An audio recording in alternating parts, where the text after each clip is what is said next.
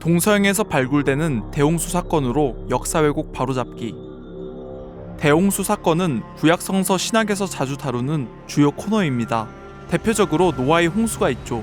그런데 수메르와 메소포타미아 문명을 발굴하면서 신학자들은 큰 혼란에 휩싸이게 됩니다. 바로 성서에서 언급된 아브라함의 고향 수메르 문명의 우루 유적이 발굴되면서부터였는데요.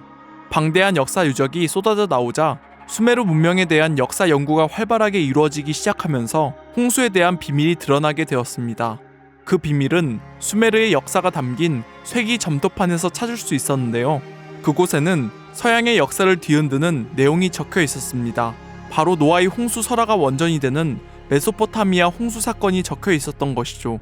구약 성서에서 말하는 노아의 홍수는 길가메시 서사시에서 말하는 대홍수 사건과 비슷한 점이 한두 곳이 아니었습니다.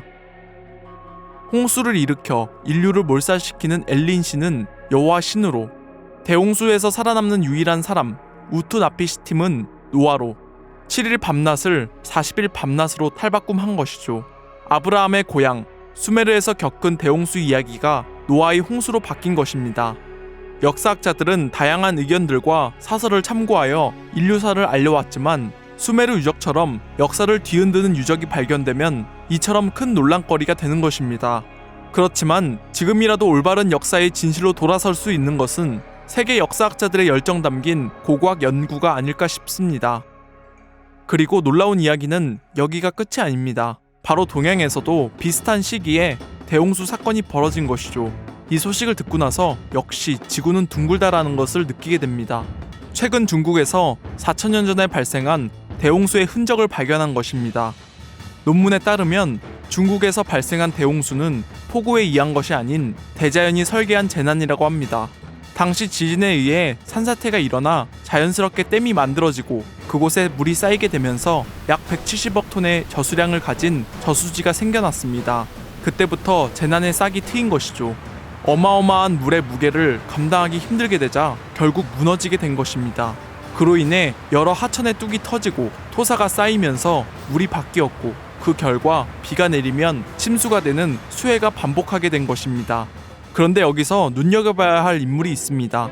대홍수를 극복해낸 순임금 시대의 우라는 인물입니다. 5월 춘추에는 우가 꿈에 붉은색으로 수놓은 비단 옷을 입은 현이 창수사자를 만나 금간지서를 얻었다는 기록이 나오고 서경에서는 하늘이 마침내 우에게 홍범구주를 주었다는 기록이 나옵니다. 5월 춘추와 서경에서는 모호하게 전설처럼 기록해 놓았지만 단제 신채호는 조선 상고사에서 창수사자는 단군 왕검께서 보내신 부루태자이며 서경에서 천은 천재 단군 왕검을 뜻한다고 말했습니다. 고기에서 이르기를 단군 왕검이 아들 부루를 보내어 도산에서 하우를 만났다고 하였고 5월 춘추에도 이와 비슷한 기록이 있습니다. 단군 세기에는 대홍수와 치수에 대한 상세한 기록이 나와 있는데요.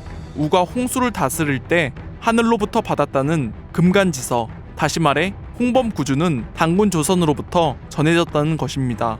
그 근거가 서경에 나와 있습니다. 단군 왕검께서 진노하여 곤에게 홍범구주를 주지 않으시니 시국의 상도가 무너졌다. 대홍수가 일어나는 혼란 속에 망국의 위기에 처하자 단군 왕검께서 우에게 홍범구주, 세상에 9가지 큰 규범을 내려주셔서 오행치수와 시국의 상도가 바로 세워지고 동방의 신교 문화와 제도를 받아들인 우는 하나를 세울 수 있는 계기가 되었습니다.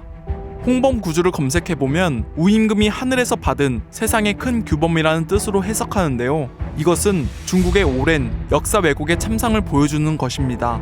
우리나라를 속국으로 편입시키기 위해 중국 지역에 퍼져있는 우리 민족의 뿌리가 되는 역사 유적을 중화 유적으로 둔갑시키는 동북공정을 펼치고 소수민족을 하나의 중국으로 뭉치기 위해 세뇌하는 행동을 서슴없이 행하고 있습니다.